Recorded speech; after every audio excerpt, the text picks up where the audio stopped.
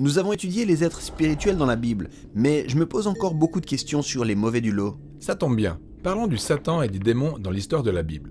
Reprenons depuis le début. En Genèse 1, Dieu fait émerger un bel ordre à partir des ténèbres et du désordre. Un cadre où la vie peut s'épanouir. Il établit les humains comme ses représentants pour régner sur tout cela. Et à 7 reprises, Dieu dit que c'est bon. Ouais, j'arrive souvent à ressentir ce genre de bonté dans le monde, notamment face à la beauté et la vérité, l'amour et la générosité. Mais en Genèse 3, on découvre une créature en rébellion ouverte contre son créateur. On ne nous dit pas encore pourquoi ni comment il se rebelle, mais il a pour mission de saboter le bon monde de Dieu pour pénaliser les autres créatures. Aïe, ce truc pose problème. Ouais, cette créature est la première représentation du mal dans la Bible. Elle déforme ce que Dieu a destiné au bien en détruisant tout sur son passage, pour faire régresser la création au stade du désordre et des ténèbres. Alors, les humains se joignent aux rebelles spirituels, ce qui les ramène dans le chaos et la mort. À partir de ce moment, la rébellion humaine est couplée à une rébellion spirituelle. Et l'histoire biblique montre comment ce phénomène se reproduit à plusieurs reprises. Attends un peu. Donc tout ceci arrive à cause d'un simple serpent qui rampe ? Eh bien, des indices dans l'histoire montrent que c'est tout sauf un simple serpent. Rappelle-toi qu'Éden est un haut lieu où le ciel et la terre fusionnent et leurs créatures respectives se rencontrent. Donc le serpent pourrait être un être spirituel. Eh bien, Genèse 3 va dans ce sens et les auteurs bibliques ultérieurs donnent plus de détails. Comme quand le prophète Ésaïe a eu une vision de la salle du trône céleste, où Dieu est entouré d'êtres spirituels qui le louent. Ouais, ce sont les chérubins qui entourent le trône de Dieu. Mais quand Ésaïe voit ces créatures, il les décrit comme des séraphins, ce qui en hébreu signifie serpent. Ah, donc le serpent serait un ancien membre de l'état-major siégeant dans la salle du trône de Dieu ? Alors, pourquoi s'adresse-t-il aux humains ? Eh bien, le prophète Ézéchiel a identifié cet être comme un rebelle spirituel qui ne voulait pas vivre sous la sagesse et l'autorité de Dieu. Il voulait être Dieu. Ah, c'est vrai. C'est la même tentation que le serpent place devant Adam et Ève. Tout à fait. Il leur dit qu'ils pourraient diriger le monde comme Dieu, mais par leur propre sagesse. Résultat, ils sont tous chassés du jardin. Oui, Dieu dit que ce rebelle va désormais ramper sur son ventre. Et il va où après ça ? Eh bien, les auteurs bibliques dévoilent subtilement comment cet être opère en coulisses, tout en suscitant la division et la haine entre les hommes. Ils le décrivent aussi de diverses manières. Un serpent, un dragon des mers, une créature maléfique du désert, le roi de la mort et du séjour des morts.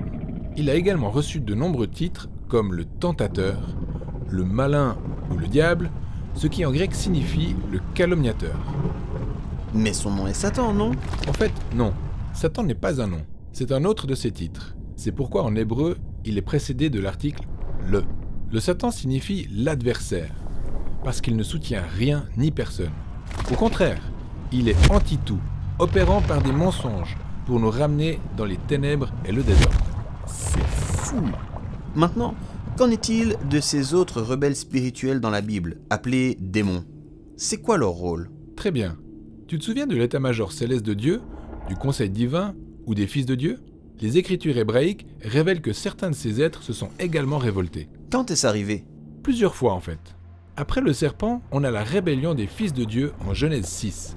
On apprend qu'ils ont des relations sexuelles avec des femmes qui donnent ensuite naissance à des géants qui se révèlent être de violents guerriers. Ah oui, les Néphilim.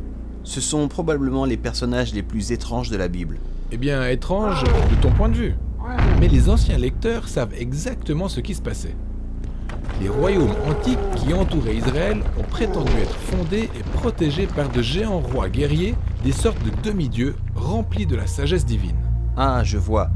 Alors, les auteurs bibliques disent « Hé, ces rois guerriers ne devraient pas être adorés. » Effectivement, dans l'histoire, ils sont décrits comme des rebelles humains captifs des forces du mal, répandant leur violence dans le bon monde de Dieu.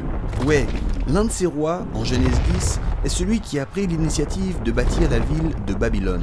Oui, Nimrod, dont le nom ressemble au mot hébreu pour rebelle. Et son royaume mène à la rébellion suivante, où les humains s'exaltent eux-mêmes à Babylone. Mais Dieu anéantit cette rébellion. Et dans le Deutéronome, quand Moïse revient sur cette histoire, il révèle que c'est le moment où Dieu a livré les nations à ces rebelles de l'armée des cieux. C'est ainsi qu'elles se retrouvent à adorer les dieux de l'argent, du sexe et de la puissance militaire. Moïse est le premier à les appeler des démons, c'est-à-dire des êtres spirituels inférieurs. Les démons sont donc des forces spirituelles occultes à l'œuvre dans les coulisses du pouvoir des régimes humains corrompus? En effet, mais dans la Bible, ils travaillent également au niveau individuel, en incitant et exploitant la cupidité et l'égoïsme des humains, ainsi que la faiblesse de nos corps mortels.